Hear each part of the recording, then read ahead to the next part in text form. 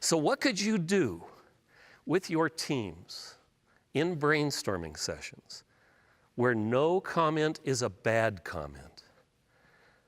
What could you do if you took the time to get to know the personalities, the creativity, the innovation that some of your employees have? What could you do if you started to implement things that they came up with for your clients? There's those 7 touches a year that planners have to do with all their clients, right? You've got 500 clients. That's 3,500 touches a year. Those kinds of things take a lot of time. They take staff. How many of you are solopreneurs? I was a one-man shop for a long time. Finally got to the point where I was, making enough money that I could hire a secretary. And she did some of those touches for me, the birthday touch, the anniversary touch, setting up the annual review. But then I also had to work with my staff on, as time went along, continuing education credits, getting referrals, finding new businesses I could do group insurance with, and planning that way so that I could move from the health insurance into the business planning. A lot of you follow that same model, I'm sure. There's a lot of fun in doing that kind of planning because there's a path to it.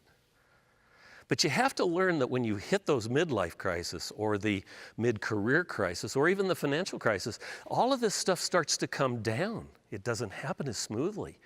Sales aren't coming in the door. The referrals aren't happening.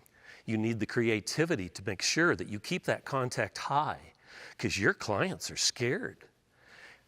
And at this point in time, if you've got your imagination working well and your creativity and your visualization, you can handle this stress a lot better. When we have a system in place that allows us to be able to look at the kinds of things in life like crises with a calm perspective, we suddenly handle them better.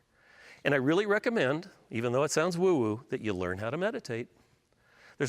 I know I got a ton of millennials in here today. There's an app for it, dude. Get an app that helps you meditate. Just a counter, just counts down. The one I use has a chime in it.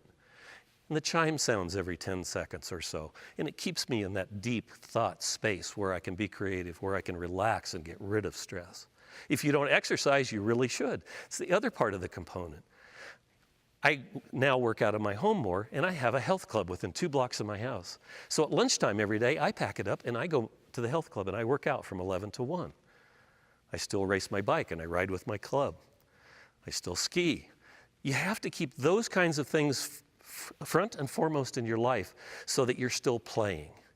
8 hours of work, 8 hours of play, 8 hours of sleep. If you can keep it that controlled, you won't be like a few friends of mine who are sending me texts at midnight.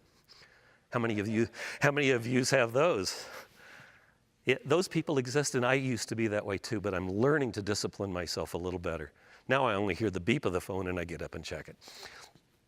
So look at these times in life with that kind of perspective. How can you bring imagination and visualization? How can you see your goals in your mind and bring them out to share them with your team? And how you can move your business forward and take care of yourself at the same time. Thank you.